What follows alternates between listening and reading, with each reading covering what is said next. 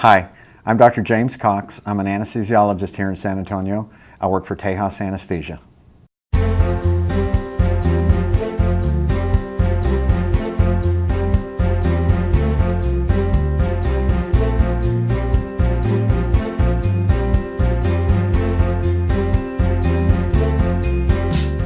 Yes, I was a registered nurse, and when I first left high school, I went to the university, and I just kind of wasn't mature enough to study the way I needed to study.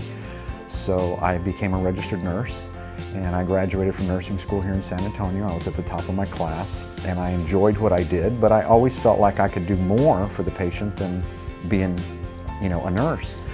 And ultimately, my goal was to be a physician in the first place. And so when I went back to school 5 years later, 5 years more mature, I was able to study and make straight A's and be competitive for medical school.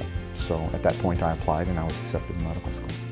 I applied at all of the schools in Texas, and I interviewed at most of them, and ultimately I was selected at UT Southwestern in Dallas. And so I graduated from there in 1993. I had applied for a Navy scholarship, and I was selected for the Navy scholarship, so I went to medical school on a full ride with the U.S. Navy. I had a great experience being in the Navy. I loved being in the Navy. I graduated from medical school. During medical school, I had several clerkships that I had to do. One summer I spent on an aircraft carrier. Several other summers I did hospital rotations. And then when I graduated from school, I moved to California. I went to San Francisco Bay Area, and I did my internship in internal medicine in Oakland, California. So I applied for flight surgery. I was selected for flight surgery, and I moved to Pensacola, Florida eventually, and went through the flight program there. And then once I graduated from that, finished that, I selected to be on an aircraft carrier. So I moved to Japan, and I was stationed in Japan with Carrier Air Wing 5 on board the USS Independence. That was a 2-year tour, and that was just the pinnacle of my Navy career. I flew in fighter aircraft, I flew in all sorts of aircraft that the Air Wing had. And it was living on base in Atsugi was like living in a small town where everybody knew you, and you were responsible for taking care of everybody and their families and their children, and it was just incredible. I had a fantastic experience. When I was in medical school, I actually loved every rotation that I did. I was so excited that I was going to be a doctor. I could have picked anything and been content for the rest of my life. But I seemed to do very, very well in pharmacology, and I did very, very well in physiology. I made A's in both of those classes, and it just made sense to me. I mean, you see some physiologic change in the patient, and you make a pharmacologic intervention, and you evaluate what that change brought about, and you move on to the next thing. And so since I didn't go right into residency, I had the opportunity to think about other specialties, and I did.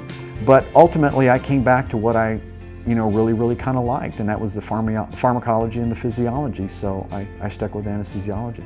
I think the anesthesiologist is integral to the whole surgical process. The anesthesiologist is the one that's monitoring you during the case. They're the ones that's checking your vital signs, all of your vital functions, making sure that you don't get too much anesthesia, making sure you don't, run short on anesthesia, and keeping everything at a homeostatic level.